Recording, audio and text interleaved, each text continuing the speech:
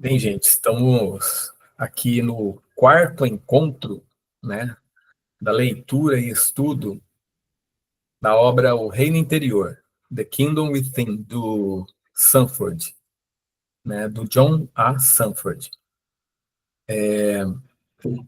No terceiro encontro, no último encontro, nós adentramos, né, no capítulo em que ele vai analisar tudo aquilo que Jesus fala sobre o reino de Deus, né?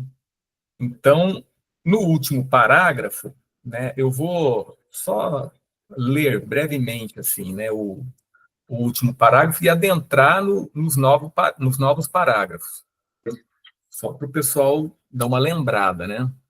Então, ele diz o seguinte, né? A importância do reino dos céus é evidente mesmo em uma leitura superficial dos evangelhos. Pessoal, o que vocês acham? É melhor Fernando, Cristiane, eu compartilhar o livro, né, assim, online, e aí vai lendo, ou fica assim mesmo, só nas nossas faces, né? O que vocês acham? Eu, eu acredito que você lendo, nós vamos escutar, né? E podemos até participar também, né? Se for o caso. Né? Acho que não precisa de compartilhar o livro, né? O livro fica à mostra, assim, no vídeo. Entendi. Se você achar melhor, fica a seu critério. Entendi. Deixa eu colocar ele aqui, eu acho que é melhor. Vamos lá, gente. Deixa eu colocar em...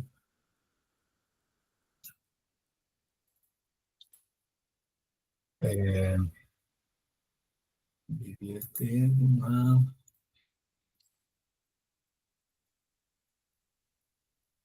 Bem, vamos lá. Então, ele diz o seguinte, né? Aí vocês podem acompanhar no... Você tá vendo, né, Fernando? Eu vejo a imagem, mas as letras muito miúdas eu não consigo enxergar. Eu tenho um problema sério. Uso óculos, mas tenho um problema sério de visão. Deu uma melhorada aí? Melhorou. Aí sim. Então, vamos A lá. importância do reino, né?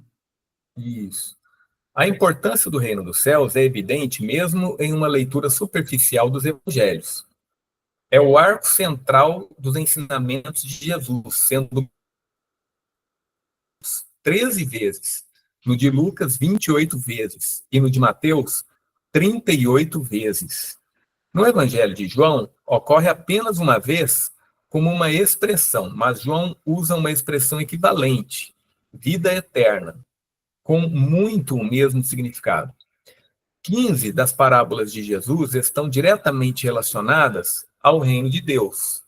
E somente em Mateus, 12 de suas parábolas são introduzidas com a expressão o reino dos céus é como... É evidente que se soubermos o que Jesus quis dizer com o reino de Deus, teremos a chave para seus ensinamentos, pois tudo o que ele diz está direta ou indiretamente relacionado a isso. E é interessante, né? Ele sempre usa a expressão, né? O reino dos céus é como, quer dizer, é como se, né? A gente costuma, quando a gente está analisando sonhos, a gente usa a mesma expressão, né? É como se, é como, né? Como isso, como aquilo. A gente compara com várias outras figuras, né? Agora vamos adentrar aqui o parágrafo do quarto encontro, né? E em diante. Essa importância do reino de Deus não para os teólogos, e volumes foram escritos sobre o assunto. Quase todos esses esforços sofrem de dois grandes inconvenientes. O esforço determinado de relacionar as ideias de Jesus sobre o reino de Deus a ideias já prevalecentes antes de seu tempo e o ponto de vista materialista dos vários estudiosos, que o cegou para o reino como uma realidade interior e espiritual. Então, assim, muitos desses estudiosos tentam relacionar isso que Jesus está falando com estudos anteriores, né? Então, tem um relacionar para entender melhor, né? E, inclusive, relacionar com o ponto de vista mais materialista. Somente quando reconhecemos a singularidade da consciência de Jesus e a importância e realidade do mundo interior, podemos apreciar adequadamente o significado do reino de Deus nos ensinamentos de Jesus e em nossas vidas. Então, o Sanford está dizendo aqui que os ensinamentos de Jesus são exclusivos, vêm de uma consciência muito alta, muito intensa, né? Ele já falou, quando ele analisou a personalidade de Jesus, no capítulo anterior, que tudo indica, pelo modo como ele trabalha com as funções, né, as funções psíquicas dele, ele é uma pessoa muito especial e completa. Quer dizer, totalmente exclusiva, individual, né? A gente não pode... É muito difícil compará-lo com outras pessoas, assim como outros grandes mestres da humanidade, né? Mas Jesus se destaca muito, por quê? Porque ele foi aquele que separou a história em duas partes, né? Mas vamos continuar. Não encontramos essas limitações, no entanto, na igreja primitiva. Os primeiros pais da igreja sabiam que a experiência humana inclui tanto a realidade física externa, da qual nos tornamos conscientes através dos sentidos, quanto a realidade espiritual interna, conhecida diretamente, intuitivamente, através da alma em experiências pessoais, como sonhos e visões. Então, assim, é patente que não só os pais da igreja, como os cristãos de antigamente, né, dos primeiros séculos depois de Cristo, a população naquela época, o povo, né, a massa, dava muita importância às visões, à imaginação, aos sonhos, do que hoje em dia. E do que, né, já faz, isso aí vem de 300 anos, né, essa desconsideração pelos sonhos, visões e imaginação. Né? Mas antigamente não era assim. Né? Se valorizava muito. E a gente percebe isso na Bíblia. O reino não era algo que viesse de fora de nós, mas era uma realidade dentro de nós, o próprio fundamento de nossa existência pessoal e algo que poderia ser vivenciado pelo indivíduo. O reino de Deus, como uma realidade espiritual dentro de nós, deve ser descrito como uma realidade psicológica, na medida em que pode ser vivenciado pelo indivíduo no desenvolvimento e desdobramento de sua personalidade. Então, ele não está dizendo aqui, né, gente, que o reino de Deus, o reino dos céus, que é alguma coisa desvinculada do nosso lado psicológico. Porque quando a gente fala da psique, da nossa psique, nós estamos falando da nossa personalidade, da nossa individualidade interna, né? Estamos falando do nosso reino interior. Então, assim, essa realidade espiritual não pode ser desvinculada da nossa psique. Então, quando falamos de psicologia, de psique, estamos falando do reino interior, estamos falando também de espiritualidade, né? Porque não podemos escapar disso. Tudo parte da psique do homem, né? Tudo aquilo que existe, que o homem faz, parte da psique dele. Tudo aquilo que ele inventa, né? Sejam aspectos muito lógicos, racionais, a matemática, a física, a química, né? Tudo isso vem da psique, assim como aquilo que é irracional, né? O caos que o homem pode criar, né? Armas destrutivas. Então, isso também vem da psique. E o reino espiritual nós experimentamos também através da psique, né? Então, quando fazemos uma análise psicológica, na verdade, estamos tentando perceber aquilo que se tem como metafísico, né, além do físico, como algo pertencente à psique, à nossa psique, e que podemos experimentar, né? Então, isso é muito interessante. Quando encontramos e percebemos o reino em nós mesmos, experimentamos uma crescente totalidade, um aumento do sentido de nosso eu individual, uma compreensão de novas e criativas energias e uma consciência expansiva. Isso nos leva além de nossa existência individual do ego para uma experiência com uma fonte transcendente de vida e para uma vida criativa na esfera social. O reino envolve a realização de nossas personalidades de acordo com o plano interno estabelecido dentro de nós por Deus. Portanto, o desdobramento de um eu que antecede e transcende o ego. É sob essa luz que vamos agora dar uma olhada mais de perto em algumas das coisas que Jesus disse sobre o reino de Deus, né?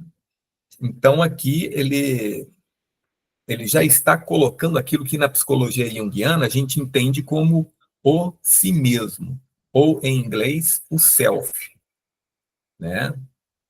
Que é uma parte da nossa psique.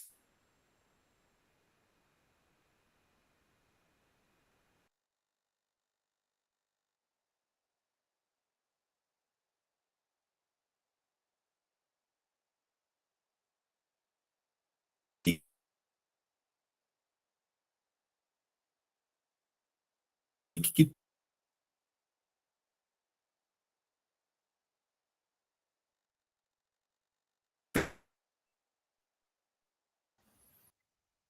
O Charles travou, eu não transcende o estou ego. escutando. E quando voltou, né? Ele nunca diz o reino de Deus é assim e assado.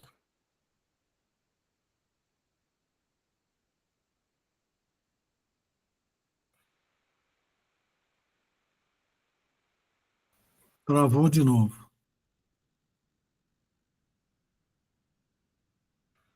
Mas sempre o reino de Deus é como assim e assado. A maneira mais também falou que está travando. Bem, deixa eu dar uma... Deixa eu ver o que eu posso fazer aqui. Sair de alguns Se você puder voltar aplicativos. um pouco depois, viu? Tá bom. Deixa eu só sair dos aplicativos aqui, que pode ser aqui. Pronto. Vamos ver aqui. Bem, reiniciando o parágrafo aqui. Quando Jesus fala sobre o reino de Deus, ele sempre o faz como já observamos em imagens ou figuras. Ele nunca diz, o reino de Deus é assim e assado, mas sempre, o reino de Deus é como assim e assado. Então, assim, a gente percebe, Jesus, ele nunca diz que o reino é assim. Ele não é enfático. Ele não define o reino dos céus, né? O reino de Deus. Pelo contrário, ele fala, o reino de Deus é como... Ele sempre faz comparações. Por quê? Porque o reino de Deus, o reino dos céus, e olha só, eu estou falando aqui, né? É como alguma coisa transcendente, que transcende os nossos sentidos, transcende o mundo como nós conhecemos. É algo que só pode ser experimentado por meio, assim, entendido mais ou menos, né? Porque é um símbolo. Entendido por meio de metáforas, né? Como a gente faz com a poesia. Na poesia, a gente tenta expressar, por meio das palavras, né? Que não definem, né? Mas que aproximam. Na poesia, a gente fala muito. É como isso, é como aquilo. né? Ou se fala mais diretamente, é sempre comparando uma coisa, né? Então, é simbólico, né? O reino dos céus, a maneira como Jesus tenta transmitir é simbolicamente, e não enfaticamente, né? De forma definitiva, definida, né? Ele não define. Então, continuando, né? A maneira mais prevalente de expressar essas imagens é por meio da parábola. O uso frequente de parábolas não escapou à atenção dos discípulos, que certa vez perguntaram a Jesus: por que você fala com eles em parábolas? Jesus respondeu: porque a vocês foi concedido conhecer os mistérios do reino dos céus, mas a eles não. E aí o Sanford faz as citações aqui. Jesus não está sendo deliberadamente obscuro ao usar imagens quando poderia falar claramente. Pelo contrário, os discípulos, por meio de seu contato próximo com Jesus e de sua crescente consciência espiritual, já vislumbraram essa realidade que Jesus chama de reino. Mas as multidões não.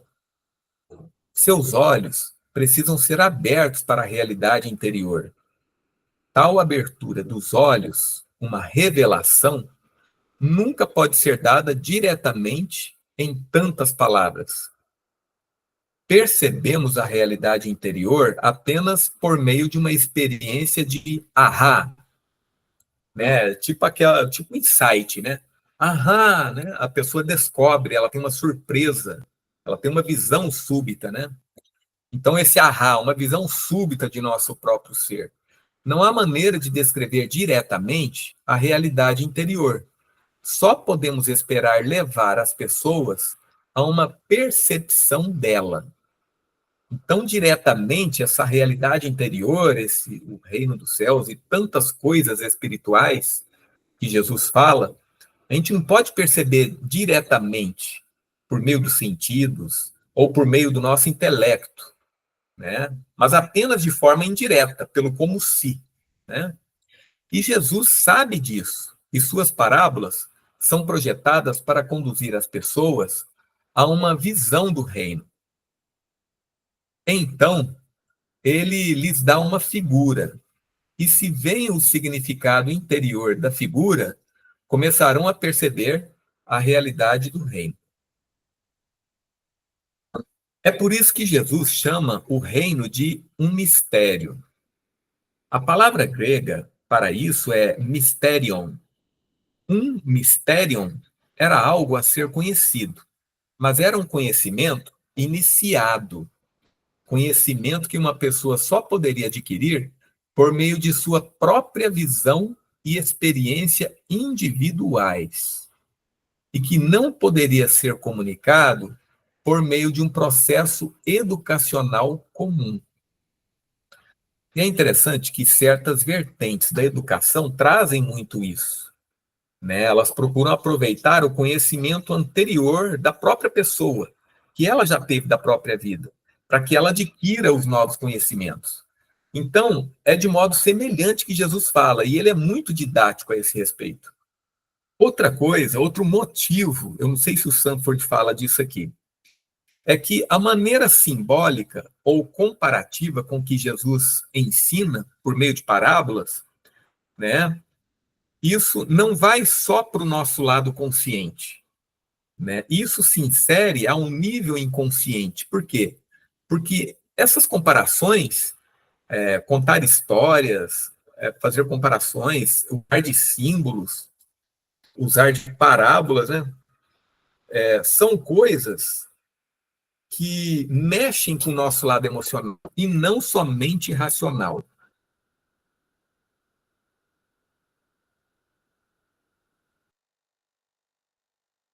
Né? Mexe com o emocional também. Quando uma pessoa fazemos julgamentos sobre aquilo, nós interagimos com a história. Agora, a pessoa que simplesmente explica algo, algo de definitivo, que é muito definido, não tem como a pessoa participar tanto, né? Então, a coisa é mais inserida nessa forma mais racional. usa, não. Isso vai direto para o nosso inconsciente, né? Quando ele usa de histórias e símbolos. Por quê? Porque os símbolos são a linguagem do inconsciente. A linguagem simbólica é uma linguagem universal utilizada pelo inconsciente, né? Eu que faço análise, né, de sonhos, né, dos clientes, dos pacientes. Então, isso é muito interessante. A gente vê o tempo todo quando a gente analisa um sonho, ele mostra aquilo que é desconhecido para a pessoa. Ele mostra o inconsciente, né? E o sonho é inteiramente simbólico, é figurativo. E a gente não entende, né, o linguajar do sonho. Para entender, a gente tem que entender, começar a entender a linguagem simbólica, né? E quanto mais isso ocorre com os pacientes, quanto mais eles começam a entender essa linguagem simbólica, mais fácil é para eles captar o que o sonho quer dizer.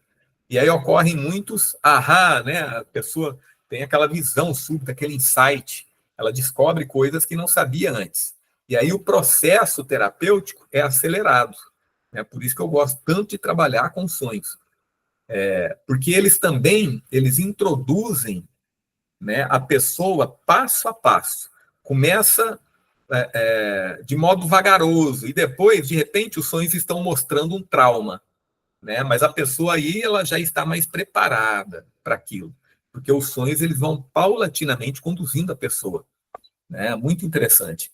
E Jesus faz a mesma coisa, né? Então, vamos lá. Continuando, na página 30. Nossos sonhos estão próximos dessa mesma realidade que Jesus chamou de reino. Então, olha só, eu estava falando de sonhos, né? O Sanford aqui introduz o assunto. Como as parábolas, os sonhos falam em figuras e são compreendidos apenas por meio de uma visão súbita, uma experiência de ahá, que abre nossos olhos para um aspecto de nosso ser, do qual estávamos previamente inconscientes, né? Os sonhos sempre falam aquilo que nós somos inconscientes, aquilo que a gente não sabia antes.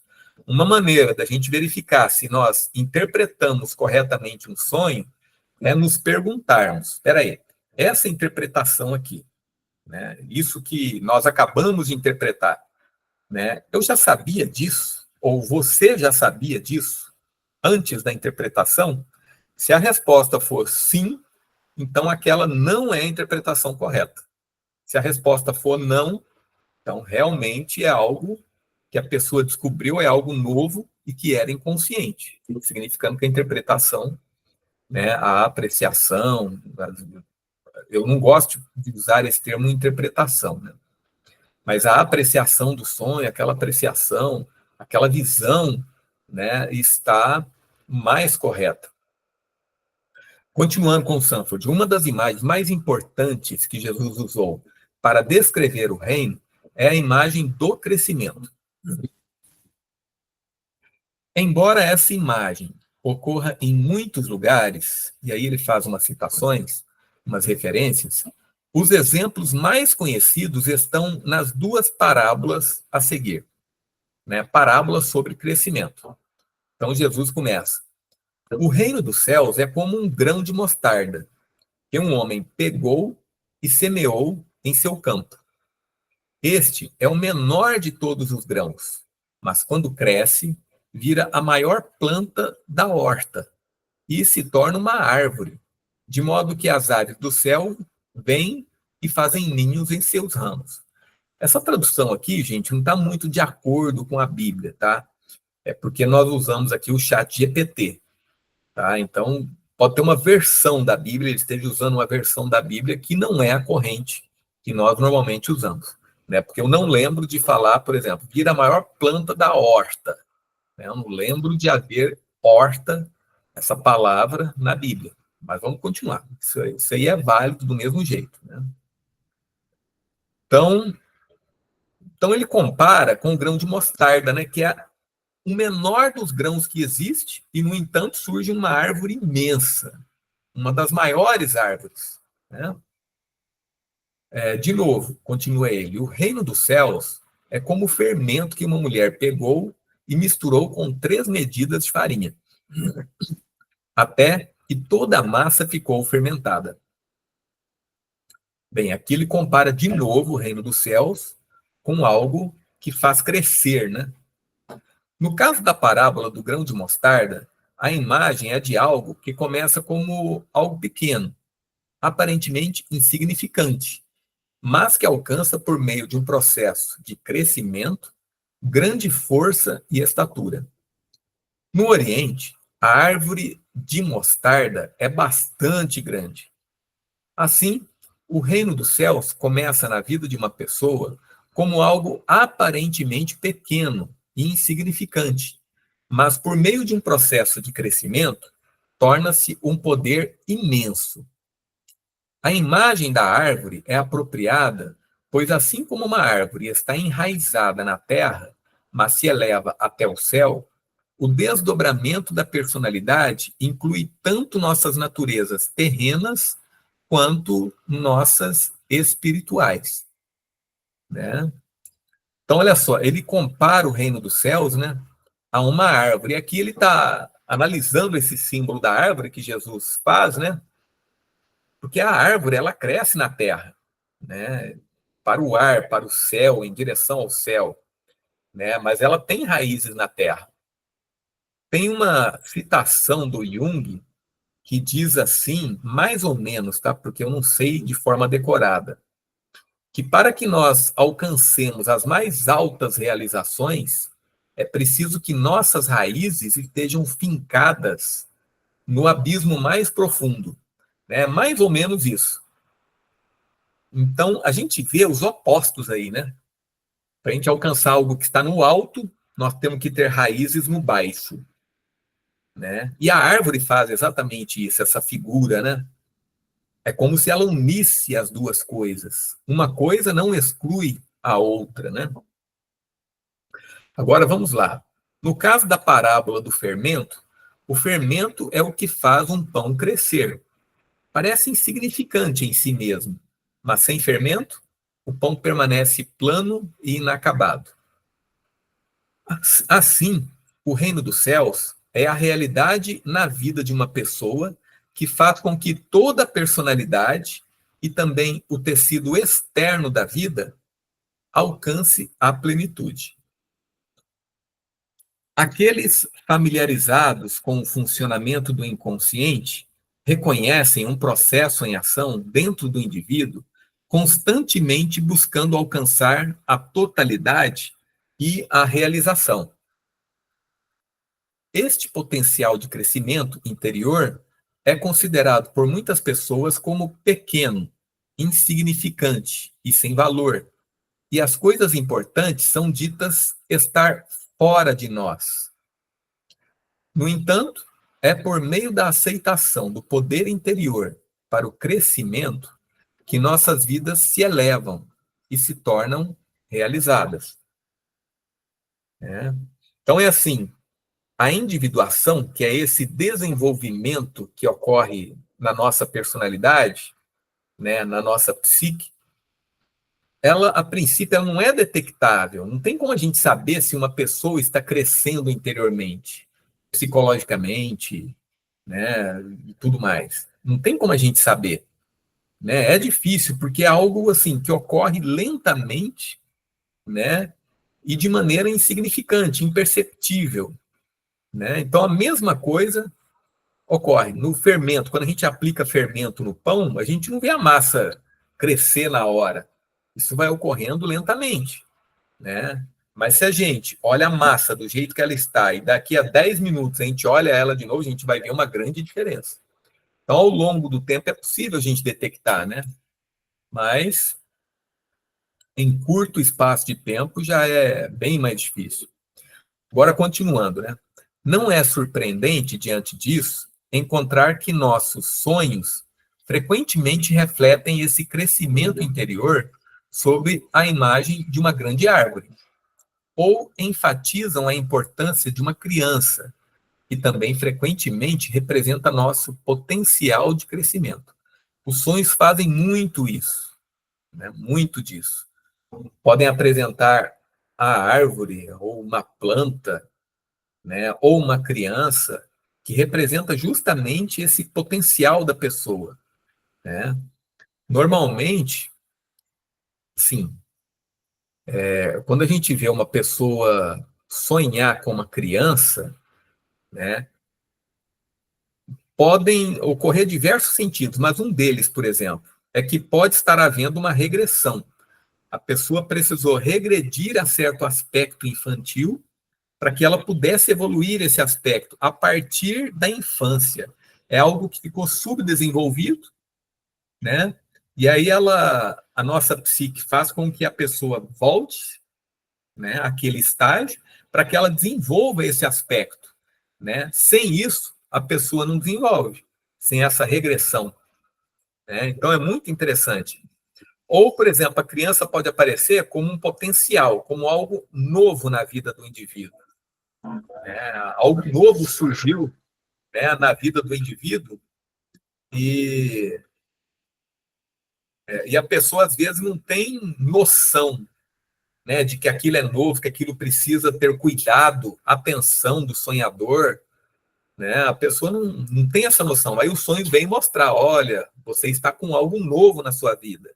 Uma criança, um recém-nascido, que precisa de atenção, precisa ser nutrido, né? Então, muitas vezes a gente tem essa novidade na nossa vida e a gente esquece de nutrir aquilo. E o sonho vem e fala para a gente prestar atenção, né? Que a gente está inconsciente, né? Agora, continuando, né? Uma atitude convencional e estreitamente científica em relação aos seres humanos não pode levar em consideração o potencial humano para o crescimento, pois ela vê apenas um comportamento externo e é cega para o eu potencial.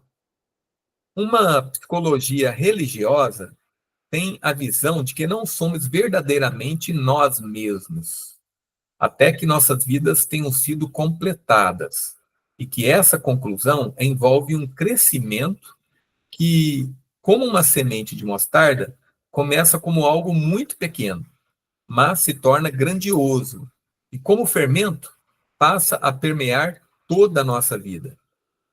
A gente vê isso comparando, né, com esse crescimento aí, porque na análise, né, quando uma pessoa entra em análise, em uma terapia, uma psicoterapia, ocorre esse crescimento interno, né? A gente percebe isso e os sonhos mostram também, né? Aqui o Sanford, ele fala uma psicologia religiosa, né? Aqui ele está falando não que exista uma psicologia que seja religiosa, né? Não é isso, né? Ele está falando aqui uma psicologia que leva em conta o lado espiritual, religioso do ser humano como parte, né, da personalidade humana, tá bom? E vamos lá, depois eu posso ver a tradução disso aqui corretamente.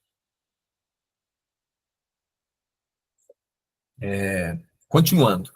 Porque o reino está associado ao crescimento interior do indivíduo, é muito uma experiência aqui e agora. Enquanto os apocalipsistas judeus, antes dele, antes de Jesus, projetavam o reino dos céus para o futuro e o viam como um grande evento vindo de fora, Jesus viu que o reino dos céus começa dentro de uma pessoa e é iniciado neste tempo presente, né? Então é assim, às vezes, né, nós vemos muitos religiosos, muitas igrejas pregando, né, o reino dos céus, falando do reino dos céus como algo a ser vivenciado futuramente. Mas na verdade, se a gente for ver aquilo que ocorria com Jesus, com os discípulos dele, aqueles mais aplicados, é como, e olha, estou usando da comparação, né? É como se eles já acessassem o reino de Deus, né? O reino dos céus. E Jesus diz, né? O reino dos céus está dentro de vós. Não é algo externo, né? E é algo que está ali. Ele falou, está. Ele não estará. Jesus não diz, o reino dos céus estará dentro de vós. Ele disse que está, né? Cabe a nós descobrirmos esse reino interno, né? Essa vida eterna, né? E ela é alcançável. Por exemplo, eu tenho lembrança de, de um discípulo, né? Jesus já havia morrido e Saulo, né, perseguia os discípulos de Cristo. Só que agora me escapa o nome. Então, Saulo. Era Paulo. Era Saulo que virou Paulo depois. Isso. Só que ele era Saulo ainda, né? E esse discípulo, Saulo ficou só observando a morte dele, né? E esse discípulo, ele olhou para os céus e falou que estava vendo Jesus sentado à direita do Pai, né? Ele passando pelo maior sofrimento, né? Ele sendo morto ali na hora, né? E Saulo vê ele morrer.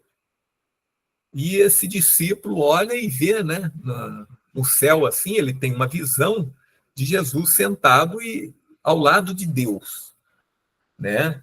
Então a gente percebe que uma pessoa assim, suportando todo esse sofrimento e ainda alegre, extasiado com essa visão, né, não está no reino dos céus, né? Com certeza ele já estava lá, né? E a gente vê assim, tanto em sonhos, quando os sonhos fazem referência a lugares, né, na verdade, ele está fazendo, na maior parte das vezes, ele está fazendo referência a estados de espírito, né? Então, se tem algum lugar no sonho, pode ter certeza, na maior parte das vezes, em geral, que ele vai estar falando de um estado de espírito, e se você analisar aquele lugar, fizer associações com aquele lugar, você vai chegar no estado de espírito que tem a ver com aquilo que você está fazendo associações. Então, muita gente percebe os céus, né, a Nova Jerusalém, como um lugar, né? Realmente, a alma, ela vivencia os estados de espírito como lugar, né? Mas não é um lugar físico, né? É um lugar psíquico, né? Que a alma experimenta aquilo, né? Olha que interessante, né? Então vamos lá. A Cristiane colocou, acho que fez uma colocação aí, não sei se você viu. Deixa eu ver aqui. Eu não estou conseguindo acessar o chat. Deixa eu ver. Tá aqui. Vamos lá. Então a Cristiane Sandin disse o seguinte: o reino de Deus seria algo interno e individual, pois cada indivíduo percebe de uma forma. Seria isso, Charles? Então, acho que é isso também, né? É como se o reino dos céus fosse algo coletivo, que a coletividade pode perceber, porque se fala tanto em reino dos céus, né, Cristiane? Então, assim, é algo que pode ser captado, né? Mas que cada indivíduo percebe de uma maneira também. Porque a gente vê que na nossa realidade aqui, quando você lida com uma pessoa, por exemplo, você tem uma percepção da pessoa, outra pessoa, outro fulano, cicrano, vai ter uma percepção diferente dessa mesma pessoa. Então, com o reino dos céus, não vai ser diferente, né? Tende a ser a mesma coisa também. Primeiro, porque cada pessoa também tem formas mais ou menos intensas de perceber, né, as coisas, as emoções, os sentimentos. E o reino dos céus tem muito a ver com essa realidade interna, né? Aí ele, continuando, né? Também, o reino dos céus também está no futuro, porque, embora esteja aqui agora como uma potencialidade influenciando a vida, sua realização não está completa, né? Ninguém realiza completamente o reino dos céus. Então, por isso que a gente fala de um reino dos céus vindouro, né? Que virá. Então, Jesus pode dizer: o reino dos céus está próximo, né? Ele fala muito isso. E no Evangelho de João, Jesus diz a Nicodemos: se alguém não nascer de novo, não pode ver o reino de Deus. Isso certamente implica que o reino é uma realidade presente a ser vivenciada pelo indivíduo quando ele ou ela alcança uma transformação radical de caráter, que é representada sob a imagem do renascimento. Há também uma ênfase interessante na natureza aqui e agora do reino, na oração do Senhor. Jesus nos diz para orar: venha o teu reino, enfatizando a necessidade de buscar a realização do reino, né? Realmente, no Pai Nosso, né, venha o teu reino, né, que o teu reino venha, né, até nós, né? Então, assim, é preciso que nós cresçamos, que nós alcancemos o reino. É uma potencialidade mesmo, né? Mas ele também acrescenta que devemos orar: dá-nos hoje o nosso pão de cada dia. A palavra traduzida como diariamente, cada dia em inglês, é uma tradução de uma palavra grega incomum. Na verdade, a oração do Senhor é o único lugar onde esta palavra ocorre na Bíblia. E em outros lugares, uma palavra bastante diferente é usada para uma ocorrência diária de algum tipo. Evidências recentes dos manuscritos do Mar Morto indicam que essa palavra, traduzida como diariamente ou a cada dia, se aplicava a uma refeição especial tomada pelos devotos para fins religiosos. Os primeiros padres da igreja usaram essa palavra especial para se referir especificamente à comida eucarística. Então, Jesus estaria se referindo aí, né? Dá-nos o pão nosso de cada dia, né? A comida eucarística, quer dizer, uma refeição espiritual. Portanto, o pão nosso de cada dia não é um pão comum, mas uma comida espiritual viva a ser incorporada em nós, no aqui e agora, para que possamos estar preparados para a realidade iminente do reino, né? Interessante isso, né? Essa parte aqui, eu não tinha conhecimento na época, né? Mas é muito, muito interessante. Jesus pôde pregar a presença iminente do reino porque o desenvolvimento espiritual e psicológico humano era tal que poderíamos alcançar uma nova fase de nossa potencialidade. Pela primeira vez, o indivíduo poderia alcançar uma relação interior com Deus. Enquanto a religião dos sacerdotes e profetas antes dele haviam sido, em grande parte, uma questão da relação de Deus com seu povo, a nova expressão dessa fé que Jesus nos dá é que cada indivíduo deve alcançar sua própria relação com Deus. E Jesus passa muito isso. Inclusive, ele fala, né, e parece nos incentivar a chamar Deus de Pai, né? E o Pai é pai de um filho, né? De um indivíduo, né? Então, assim, os judeus, né, do tempo de Jesus e de antes tinham muito essa questão de relacionamento coletivo com Deus, tanto que haviam cultos coletivos e tudo mais. Então, a gente vê que na Bíblia, somente pessoas especiais tinham um relacionamento individual com Deus e não coletivo. A gente vê Moisés, Abraão, né, Jacó, e aí vai. Eles tinham um relacionamento individual. O próprio Jó, né? Mas, normalmente, e hoje em dia nós vemos muito isso, as pessoas têm um relacionamento coletivo com Deus e não individual, não tem aquela experiência individual com Deus, né?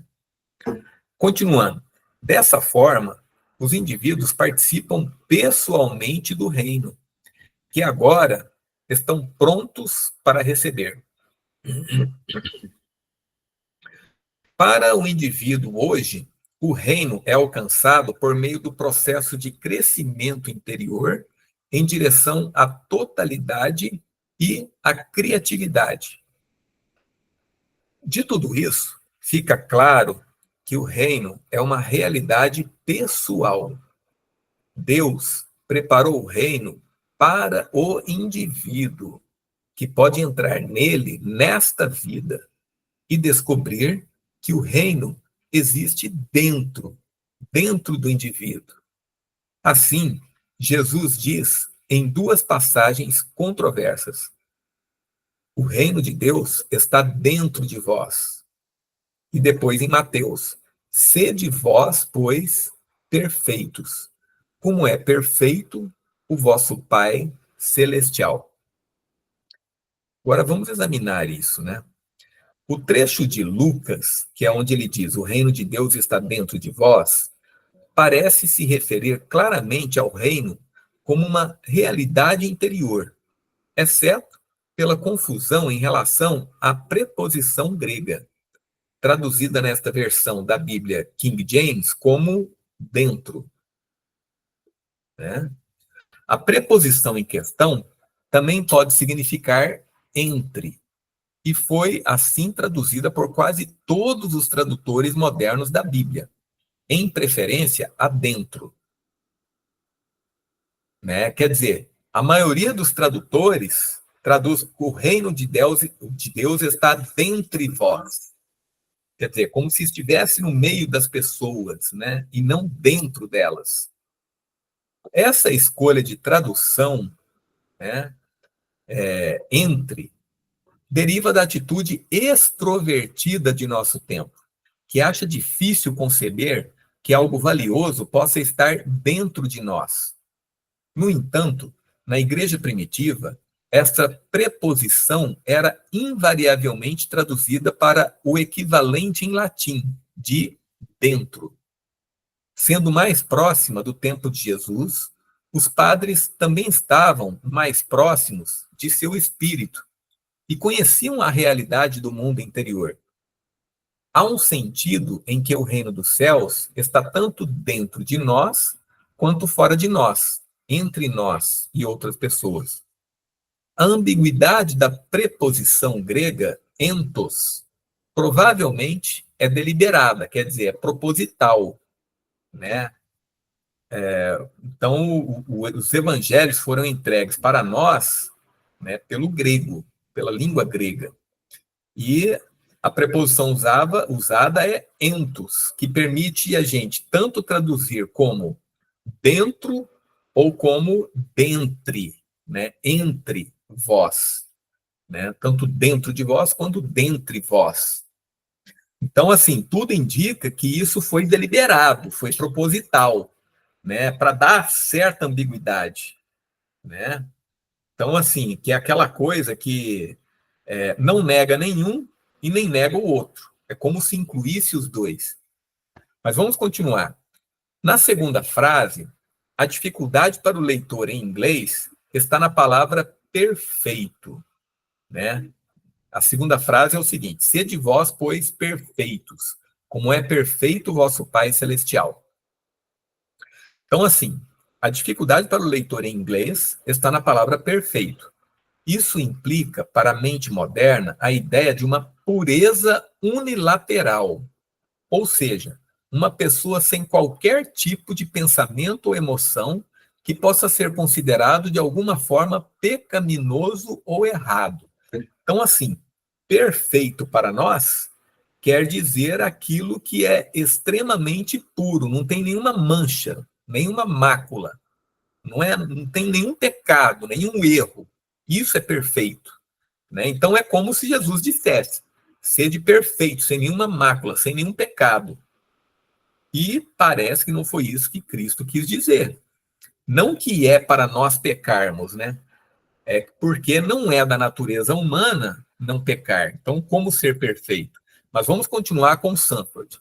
A palavra grega, no entanto, né, para perfeito, significa trazido à conclusão ou trazido ao estado final.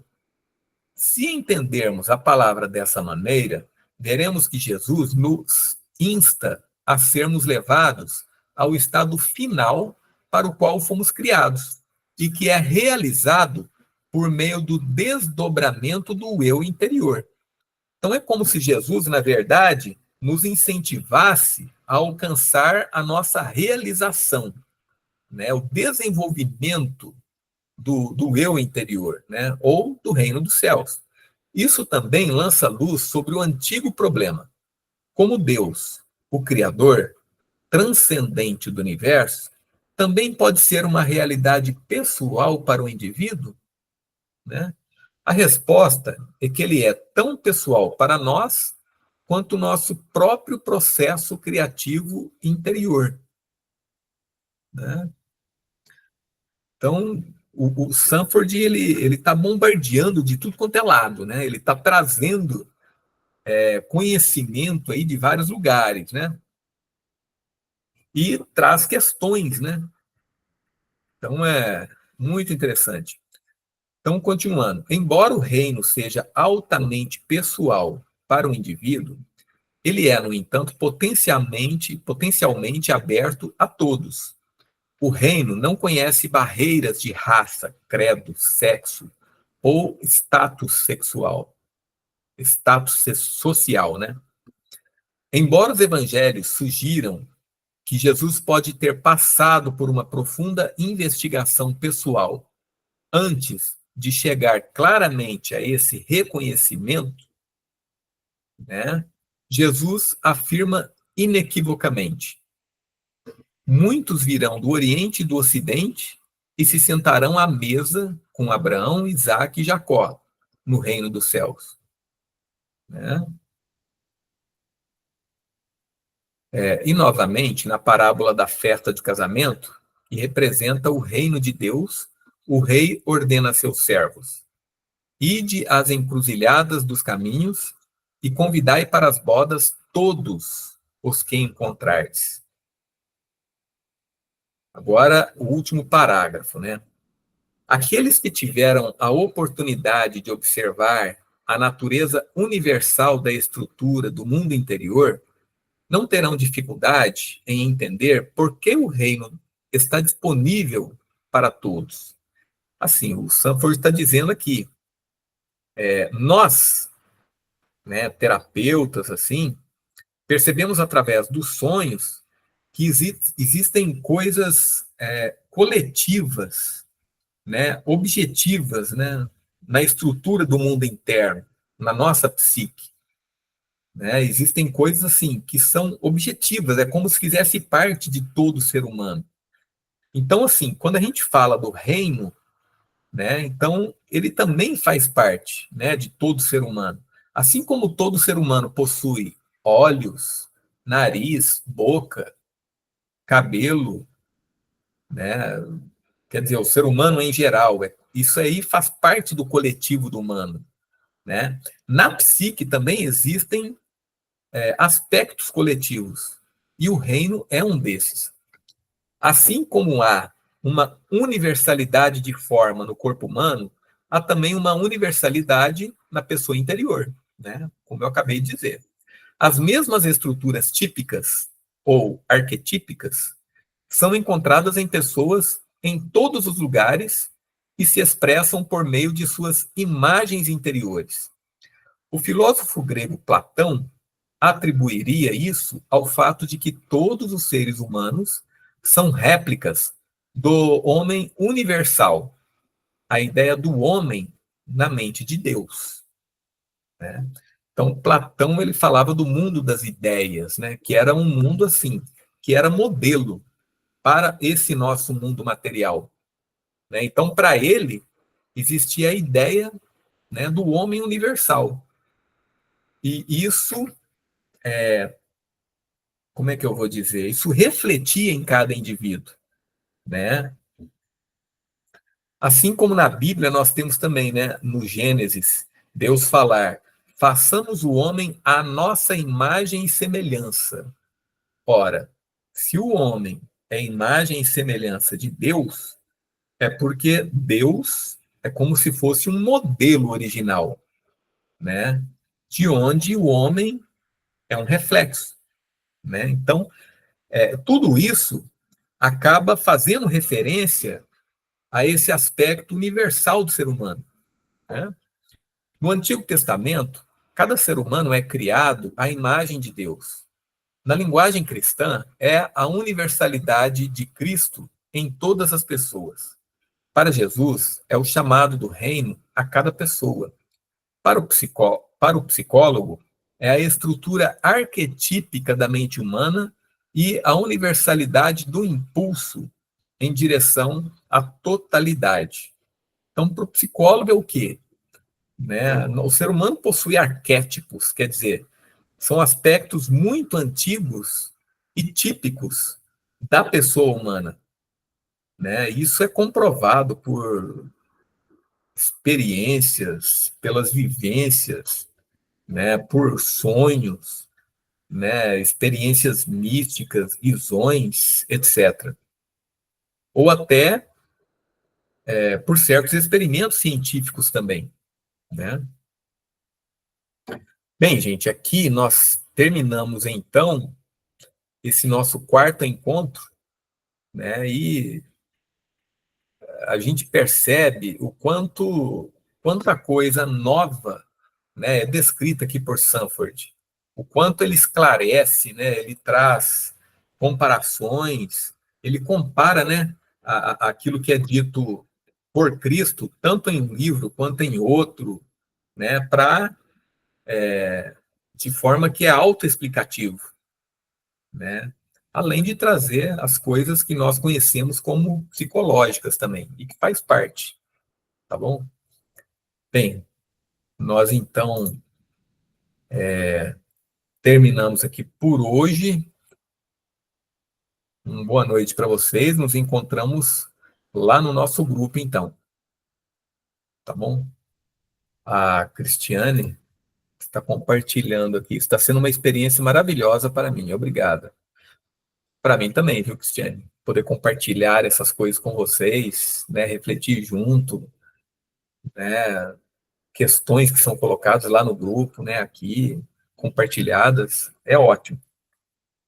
Muito obrigado, gente. Boa Ótima noite. noite, viu? Boa noite. Para mim também está sendo uma experiência maravilhosa, tá? Obrigado. Poder entender um pouco mais. Valeu. Valeu. Até mais. Até mais, um abraço. Um abraço.